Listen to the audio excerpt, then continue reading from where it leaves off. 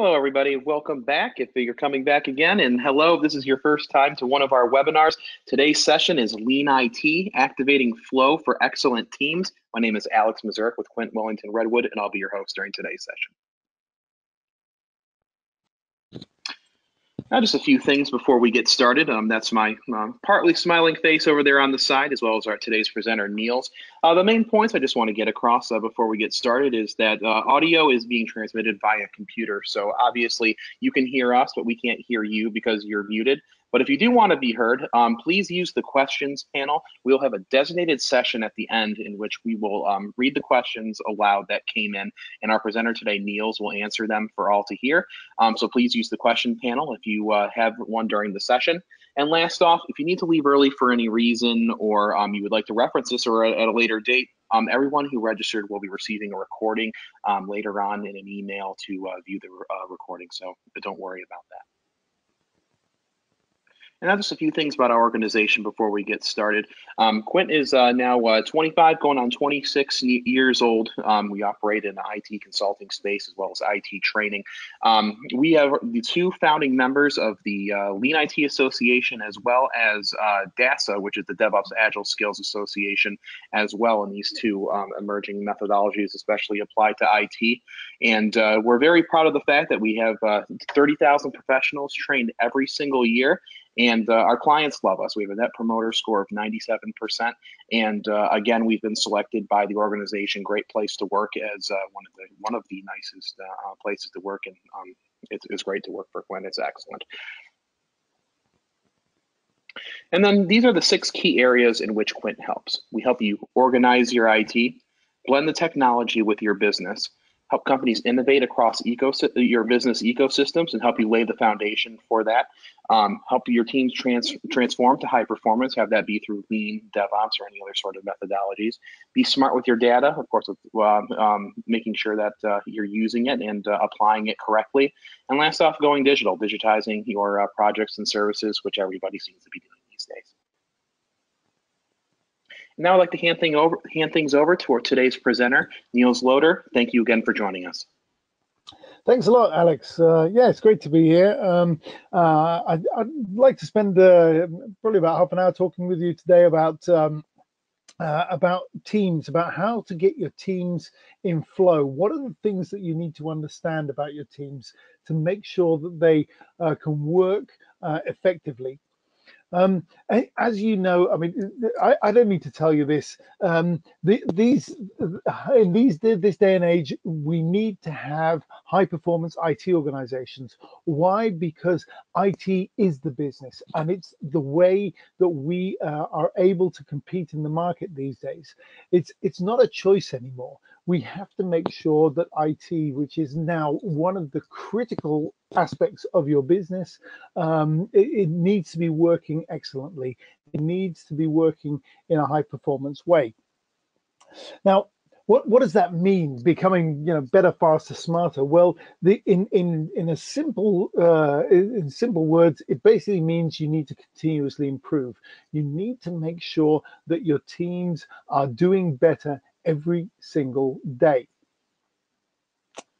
And that's where the problem starts. Because the reality is that in probably 99 out of 100 IT organizations that I've been in, the first thing that I get told is, we don't have time to improve. We don't have time. We're running around. We're putting out fires. We're solving incidents. We're trying to implement changes. We're getting pressure from our customers. We've got projects all over the place. It's just one big mess, and we're not getting the time to spend on improvement projects. We're not there yet. Now, what I want to talk to you about today is, how do you go about finding that time? Because I promise you one thing, the time is there. It's there for the finding. And my estimates are, in general, most IT teams, IT organizations can find up to 30, sometimes 40% of their time and reallocate it into doing more useful things. Now, one of the maybe not so sensible things to do is to find that time and directly tell your customer and say, oh yeah, we can do more for you. That's not the point. The point is that you find the time and you use it to improve your organization, because that's the only way to get that flywheel moving into improving your organization a lot more. So what do we need to focus on when we're improving? Well, we have our 5 classic lean IT principles. So we're focusing on customer value. We're using value streams to deliver that customer value. We're looking for waste and making sure that our processes are in flow. And then we make sure that we're balancing the amount of work that goes through these flows in a pull way, and we're making sure that we're continuously improving, and that's what perfection is all about. So, but the real improvement actually happens when you get your organization into flow. And let's talk a little bit about flow before we get into how do you then apply it into your teams. So for many years, for maybe 100 years, we've been focusing on what we call resource efficiency. IT is filled with these hugely expensive technical people, and we've got to make sure that these guys have enough to do, because if they're sitting around not programming or not doing something useful or carrying out a change, then we're wasting time and energy, and we're definitely wasting money. So the thing with expensive people who need to have lots of work to do is that we've got to make sure that we've got lots of inventory hanging around. And inventory is all about making sure that we've got lots of incidents lying around, being ready and ready to be solved, and we've got lots of changes that we can do, all this kind of stuff. But that means that people are never idle, never have time to think about things. The idea of resource efficiency is that somebody not working is waste. But as I said, there's no time to improve, and this way of thinking and this way of dealing with people causes a hugely stressful environment. So what we're looking for is an environment in which we really seek something called flow efficiency. And flow efficiency is slightly different. Flow efficiency focuses on the work that needs to go through the process rather than filling the person with lots and lots of work. So what we do is we identify what work needs to be done this week or this day, and try and get it through the process as quickly as possible. What this leads to is a low level of inventory.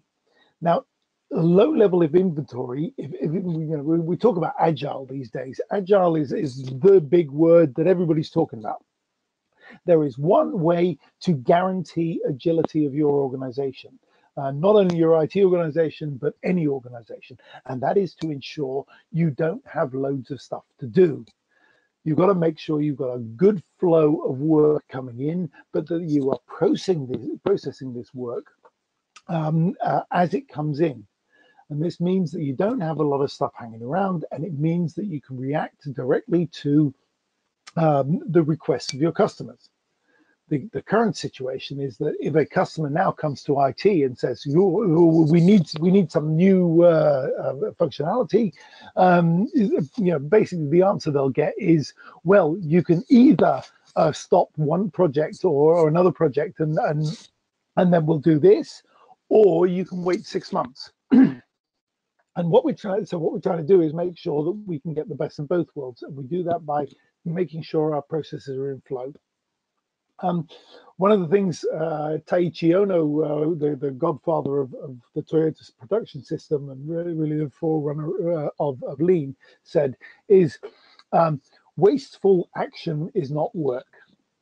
So doing something that really isn't necessary or not really value adding is just waste. So why bother doing it? And by looking at a world in a different way, you create space for improvement. You create space in the organization, and it creates a lower stress environment. And what I'm going to talk about with you is what are the elements, what are the tools you need to put in place to understand how you can create this lower stress environment in which actually more work gets done. Now, how does that work? There's a fabulous book out there called "This Is Lean" by two Swedish guys, Modig and Ahlstrom. They write brilliantly about this effect. Um, and one of their stories is that most organizations believe that they are at point one on this 2x2 matrix. So basically, they have this impression that they have high utilization and they're focused on the resource. Now, really, when you actually look at the way these organizations work, is in fact they have lower utilization. There is a lot of time being wasted because we're focusing on filling people with work. So their premise is to basically say, well, look, if you've got low utilization anyway, well, then you might as well move to focusing on flow efficiency because it's not going to damage your utilization in any way. So in essence, you're probably going to get a similar amount of work done anyway. So you might as well change over the way you look at the world. And once you've turned your organization to focus more on flow, you can then start seeing how you can increase the utilization of people. And it's a very compelling story, and it's something that I've seen work in reality. But getting there is a little bit more difficult. It requires looking at a number of aspects of work. And it starts by understanding customer demand. So just working out what is the value that is required and breaking that up into the amount of demand and the value that's actually embedded in that demand. And we use the critical to quality tool to understand that. So we break down the work into to understanding what kind of value it has. The next step is to turn those demands for value into what we call units of work. I'll talk more about that in a minute. Because units of work are manageable units and understandable for a person in an organization and easy to understand how you can process them. Now, to process a unit of work, you need to have time, which we basically work out, calculate in FTEs. You can also calculate it just basically in hours. That's fine. And it's all about the skills and knowledge that you have available.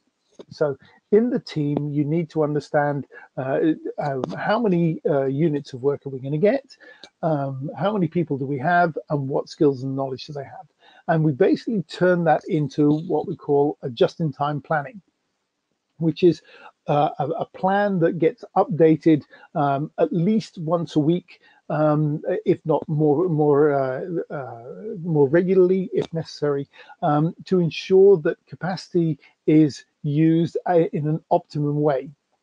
And in this way, we then deliver the value.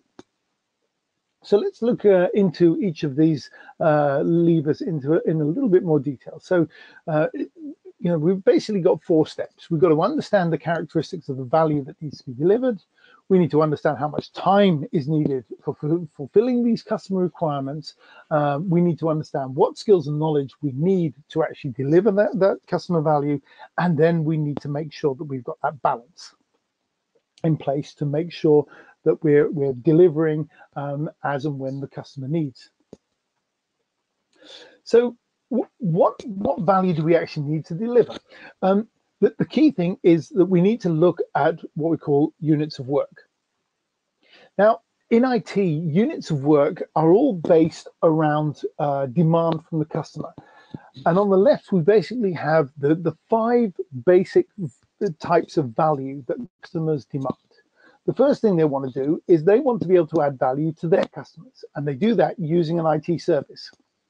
And as an IT organization, we carry out operational activities that actually allow us to deliver that value or deliver the IT service so that the customer can deliver the value. Then, sometimes things go wrong, and the customer calls us and says, well, it doesn't work. That's what we call an incident. That's a type of unit of work. It's generated by the customer. And when we as IT look into the details of those incidents and try and understand what the root cause is, we look into something we call a problem. And that's an internal unit of work within IT. Customers may have a question. This generally is called a service request. And it could be that the same question keeps cropping up and we need to do a root cause analysis on that service request. Another thing customers want is new functionality. They need to be able to do new stuff. And the way we look at that within IT is that we see this request as a request for change. And we have two types of changes, standard changes and non-standard changes. And last but not least, the customer often asks for advice. And we need to be able to give advice. Now, behind the scenes, we'll be creating plans like availability and capacity plans to make sure that we can provide the advice more quickly to the customer. So in an IT organization, these 9 units of work are really the things that we spend 99% of our time on. There's one thing missing, and that is the time of coordination roles, so managerial roles, these kind of things. But that's a different category of work. This is the work that basically gets done in the teams. And if we're going to help teams to sort out their ability to deliver on time and with a bit of space so that they can improve, we need to look at these units of work and understand them very well. So what do you need to understand? Well, you need to understand what is the unit of work, what's it all about, how many of these things do you get per week, how much time on average does it take to process one of these units of work, and what is the average lead time? Now, the two most important ones are the volume and the average process time. These two together will identify how much work or how much time is taken up by processing these. So take an example, you've got a team, an average second line team will probably get maybe 20, 30 incidents per week. And the time value of an incident is 1 hour. So sometimes they'll be solving an incident maybe in 15 minutes, and other times they'll be taking 2 hours to do it. But on average, we'll be taking about an hour. By the way, this is a number that's been tested on many occasions. On average, if you look over a whole IT organization, it's about 3/4 of an hour you should reserve for an incident. But what you see is that the time spent on incidents at the service desk is much shorter, 5 to 10 minutes max. And in the second line, you see it becoming more like an hour. Okay. The lead time, the average lead time, is an interesting one because that is an indication in relation to the average process time of how much waste there is in the system. Okay, so if we're on average solving incidents that take 1 hour to solve, and we're taking 3 or 4 days on average to solve them, then we know how much waste is in the system. And in that waste, you know that there is time being spent managing these incidents, looking at them and then putting them away and then looking at them again or passing them on to somebody else. So there's a lot of waste in that. Okay, so it's very important to understand the dynamics of your units of work. You've basically got 9 types. You need to investigate each one for your particular organization. And maybe even you've got averages for your organization, but you will also have an idea of what the team is doing. So the next step, as you've already seen, we're basically looking at the time aspects, so the volume aspects, but also the time aspects of units of work. And what we need to understand is something that we call earning capacity, and I'll come to that in just a minute. And from that, we then need to understand how many FTEs, how much time do you actually need to fulfill the customer's needs. So given that you're getting 20 incidents, 30 service requests, 5 changes, 5 non-standard changes, and 10 standard changes, how much time is that? What does it represent on average? Okay, the first thing is to look at earning capacity. So what we're trying to do here is on an organizational level, we need to understand what we're spending our time on. And the units of work, the time spent on the units of work is the lion's share of understanding earning and burning capacity. So things like changes, customer projects, standard changes, operations, availability, capacity planning, these are all things that customers are basically prepared to pay for. So this is why we call it earning capacity. When it comes to incidents and problems, and by the way, that whole management level or those management levels in terms of coordination, well, customers really aren't prepared to pay for that. That's just collateral damage for them, and that's what we call burning capacity. What's not in the picture is another category which is called learning capacity, which is probably up to about 5% of your hours should be allocated to learning. Okay, so this is about understanding where you stand as an organization in terms of your time spent. Okay? And the idea is that you can steer this. You can make decisions from one year to the next as to how you want to spend your time. Now, most IT organizations are in fact only spending somewhere between 45 and 50% of their time on earning capacity activities. Now, that may surprise you, but that is quite a standard amount of time or percentage of time spent on really customer adding value adding activities. Now, the interesting thing is that if you are able to get that up to maybe 60%, you have made a huge difference in the cost of your IT organization. In fact, we can go one step further. If we say we've got 50% earning capacity, we need 1 hour paid by the customer to cover 2 hours of work time. Now, if we go to maybe 66%, then we see that we've got 2 paid hours for 3 3 total hours. So there's only 1 overhead hour to 2 paid hours. Now that makes a huge difference in the earning capacity of your organization. And it doesn't matter whether you're a for-profit company or whether you're just an IT organization internally, you're still under pressure to make sure that you're not costing a lot of money. Now, we looked earlier at the units of work, and that's basically what you see on the left of the screen is the units of work, how many you have, what's the labor time involved, and we basically translate that into what it means in terms of FTEs, in terms of how many full-time equivalent people do you need to actually carry out the work that needs to be done. And what I have yet to come across an organization that did not have a huge discrepancy between the number of FTEs calculated in this way and the actual number of FTEs available.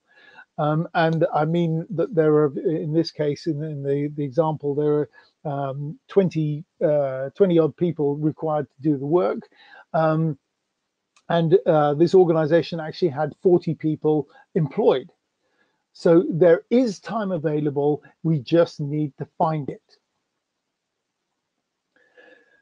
So knowing that we've got enough people is one aspect, but do they have the right knowledge and skills? Are they capable of actually processing the work that they're getting? Well, that's something we need to analyze in what we call a skills and knowledge analysis.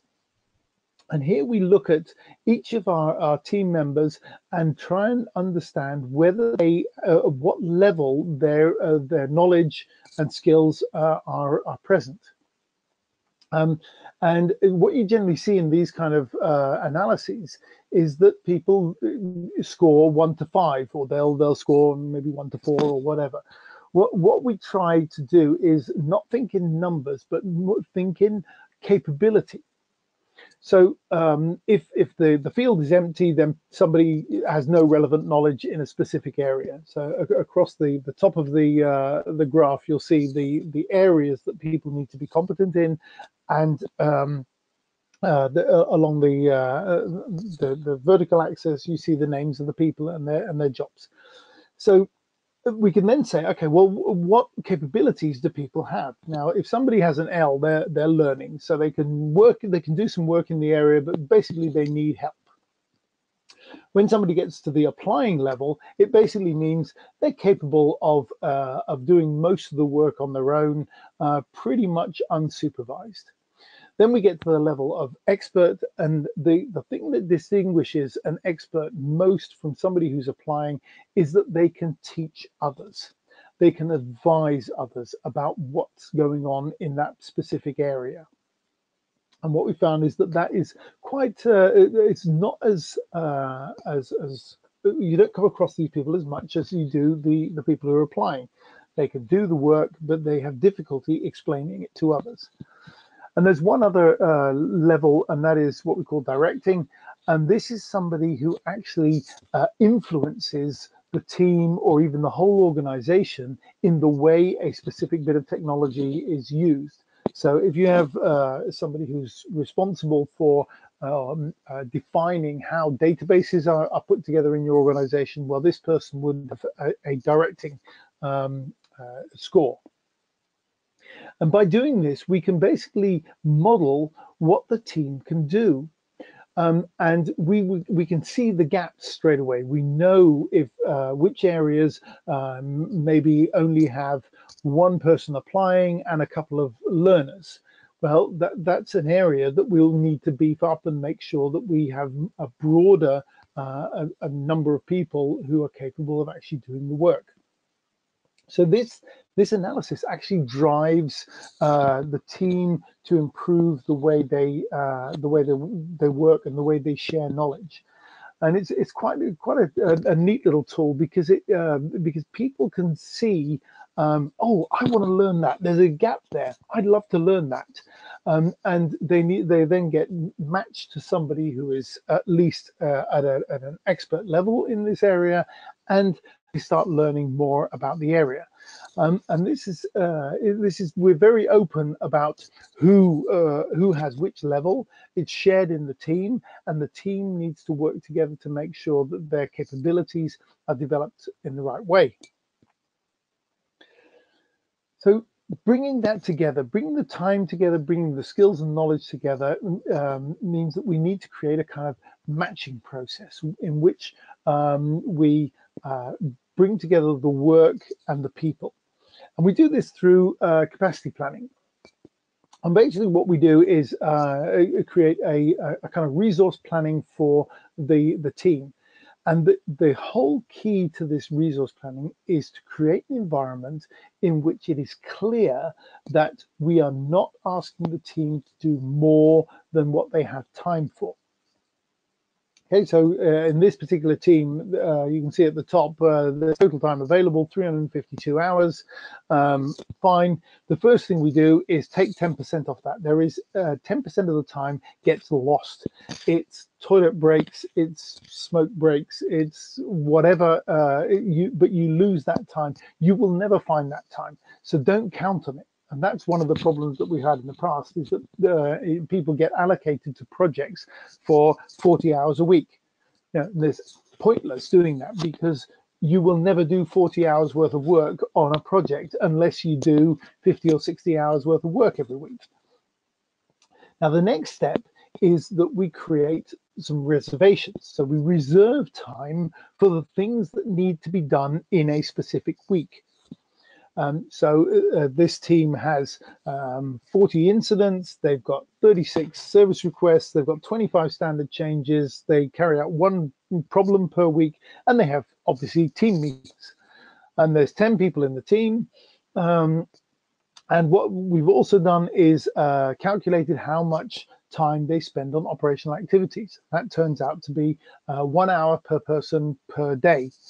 Now, altogether, we basically see that this time to make this team work, we need 166 hours.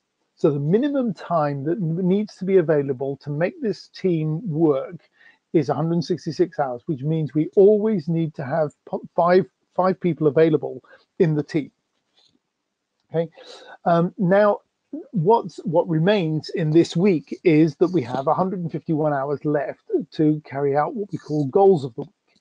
And in the goals of the week, that's where we have our changes, our projects, maybe some training, maybe working away old inventory of calls, these kind of things. And this all needs to be calculated. We need to understand exactly what we're doing. And funnily enough, when you do this kind of analysis with teams, they tend to select a number of goals of a week in a week almost instinctively that is not more than the time they have available. Sometimes they do, and in that case, we have calculated it. We've decided, we've worked out, you need to do less, otherwise you're not going to get it done. And at the end of the day, there should always be some time available in that green box down at the bottom. In this case, there's 31 hours available. And this 31 hours is the team lead's time.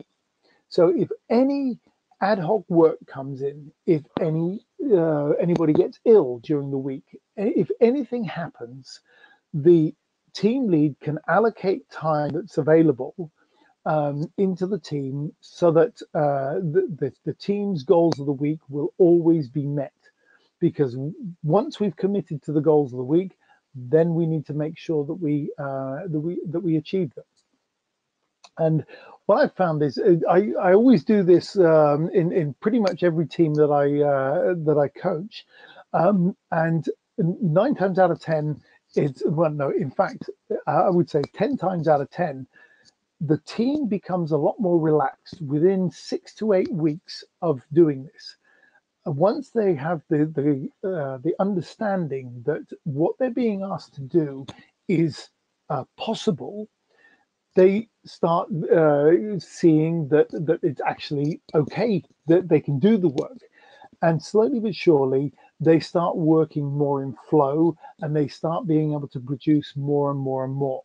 One of the things that happens is that the time is allocated to improving the system, so that there are less incidents. So they have automated a number of standard changes, these kind of things, or automating operational activities. These are things that save time and that allow the team to create more time for goals of the week. And in those goals of the week, there will be improvement work, and there's also work for the customer.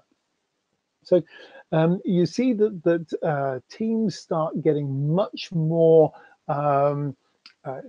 involved and much more in control of their own time spent. So capacity planning is really important. It helps you to build teams that can work better. And basically, what you see in terms of capacity planning is that it helps you to split tasks into pieces. It helps you to make sure that you can get the right people working on the work. It helps you to allocate the work more easily. It makes sure that the team leaders can allocate the right people with the right skills to the right work. And in fact, not just the team lead, but you can leave that to the team as well. It makes it easier for them to do the work. It helps you to standardize. It helps you also to reduce incoming work. As I said, if you see how many incidents are coming in, you can start working on solving problems to make sure that you're getting less work coming in. So altogether, putting the whole flow of tools together, we see that we can turn customer demand into delivered value in a much easier way and a much more scientific way. So there's more understanding of what's the work that comes in, how do we go about actually processing it, and how do we make sure that it fits into the week that we have. If you do that, you see that time all of a sudden starts appearing. You start finding time to do more work. And teams that are on top of their understanding of their skills and knowledge, their units of work and their time, are actually able to deliver much, much more. And that's what we need in high performance organizations. So, Alex, do we have time for some questions? Yes, we do. We have time for a couple, but we went a few minutes over here. So we'll go ahead and jump into the first question here, which is, how do you go about defining units of work in a team? Well, in an average IT team, what I would do is just take the standard 9 that I described in earlier on in one of the slides. But sometimes you have teams that take offense to specific words. I suppose from a content perspective, you could say, well, those terms look very much like they may have come from ITIL. Okay, so that means that people in an application team won't want to accept them. Okay, fair enough. Well, then let the application team tell you what they do. Well, okay, we do stories. Okay, stories, fine. But do stories have a standard size, or do you have 3 different types of stories? Because you need to understand the different time values of each of the units of work. And just talking about stories, you may have one that's 1 hour, another one that's 4 hours, and another one that's 16 hours. So you need to make sure that you're talking about, you're comparing apples with apples and not apples with pears. So that's really my advice in that area. Okay. And another question we have here is, you talk about time registration, but people hate time registration. So how do you get people to record their time? Well, there's 2 things here. One of them is that, in fact, what we're doing is a time calculation. So we're not actually asking people to register time. Having said that, it can be very useful to get people to record time. What I tend to do is ask them to record it for a period of 2 weeks so that we get a sample of how time is spent. But in this specific case, it's all about time calculation based on just some numbers that are basically auditable.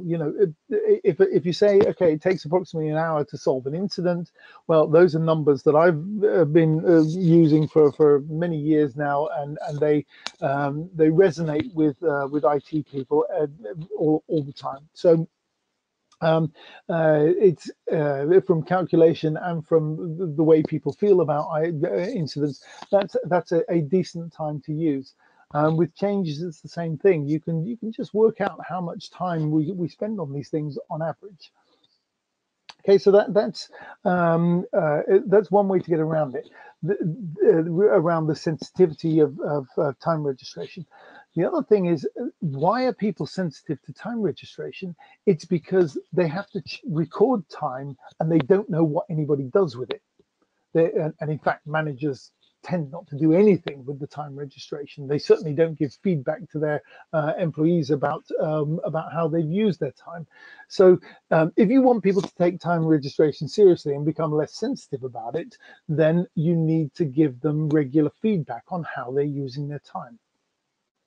Okay, so that would be that's my way of dealing with time registration. And in fact, I've obviously come across people who resist a time registration initially, but once you explain why you're doing it and what you're going to use the outcomes for, and in fact, it's going to be used to benefit them as an employee, they're very happy to record time.